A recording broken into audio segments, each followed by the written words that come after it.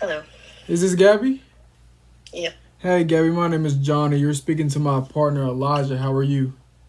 I'm copacetic. How are you? Copacetic, why is that? Copacetic. That's cool.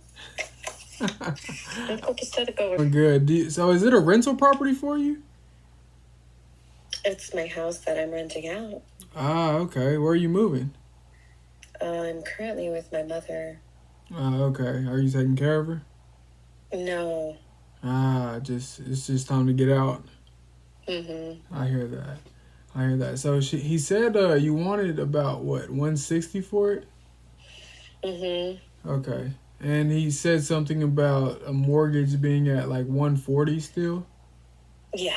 Okay. Yeah, I bought it for 154 back in 2020. Okay. How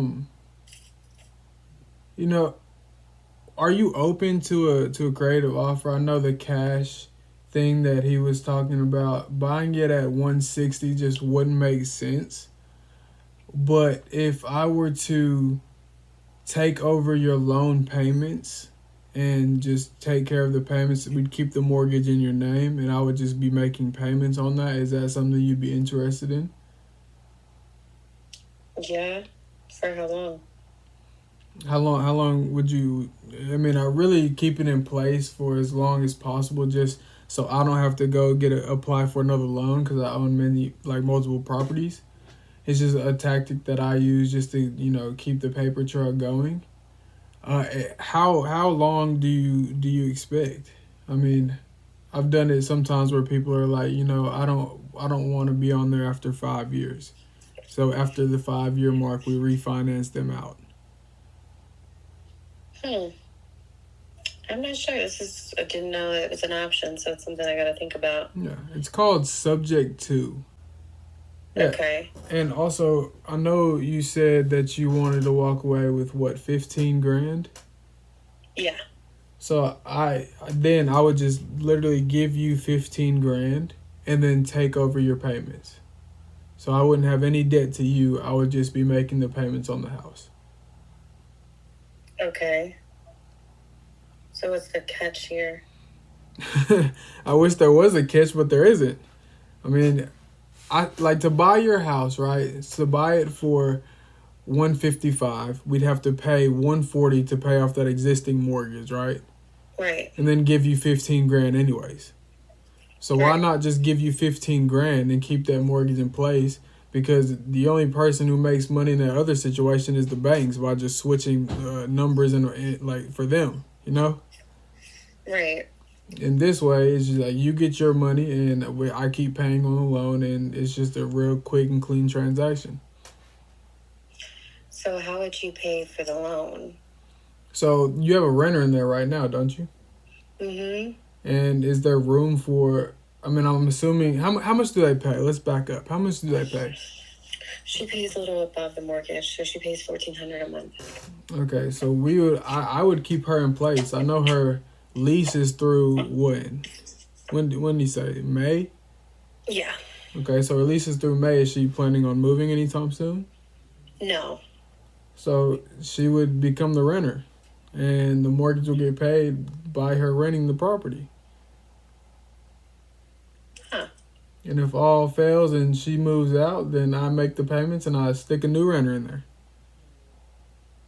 Okay. But it would still be under my name this whole time? The mortgage would, yes. Okay. So how would I know that you're paying the mortgage? So we can actually set it up through a servicing company. And every time I make a payment, that servicing company sends you information and says like, "Hey, we got a payment in." That way, Okay. I mean, we can. I've also done it too, where I don't know if you have automatic withdrawal set up, but basically we would just switch your automatic withdrawal from your information to mine, and they would just automatically withdraw from me. But if you want to stay up to date and you want to know, then I would have a servicing company do that, to where the servicing company would take the money out of my account and then send a text message to you or however we have it set up But to how let you would you know. gain a profit from this? Well, how much is your PITI? How much is your mortgage payment? It's 1211. So it's 1211 right now. Is currently rented for 1400.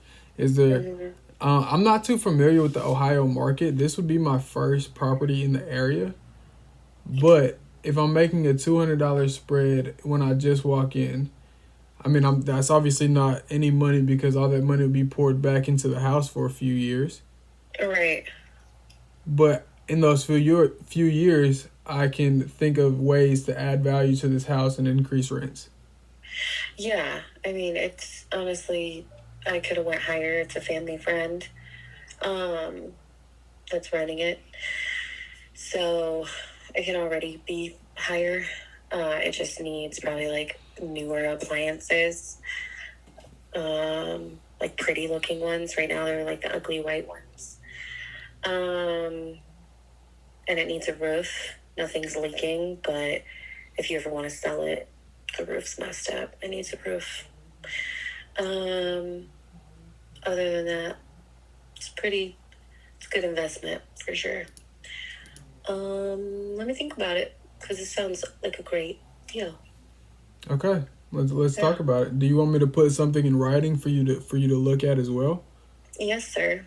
Okay, so I usually fill out a letter of intent. It's not as informational as us sitting here on the phone. It's just be a breakdown of the numbers, and then if you have any questions, feel free to reach out to me. Okay, cool. And what was your name? My name is Johnny Stewart. Johnny Stewart. Okay.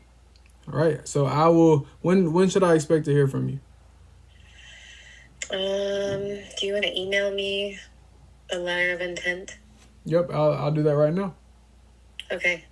Do you need my email? I do. Huh? I said I do. I'm sorry. You might not have heard me. Yeah, I do. Sorry. Whenever you're ready. It's G. Mm-hmm. All right. I'll send you that email now.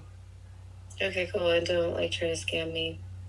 Do I sound like a scammer? You sound very welcoming and comforting, which tells me yes, you could easily be a scammer. Well, I like that you have your guard up, but subject to, you could even look it up. This is not something that's a scam, and I'm trying to give you money. I'm not trying to take your money. Yeah, I mean, I don't have any to take, so yeah. Okay, cool. All right, I'll send you a letter of intent, and we'll talk soon. All right. All right, talk to you later. Okay. Bye. Bye.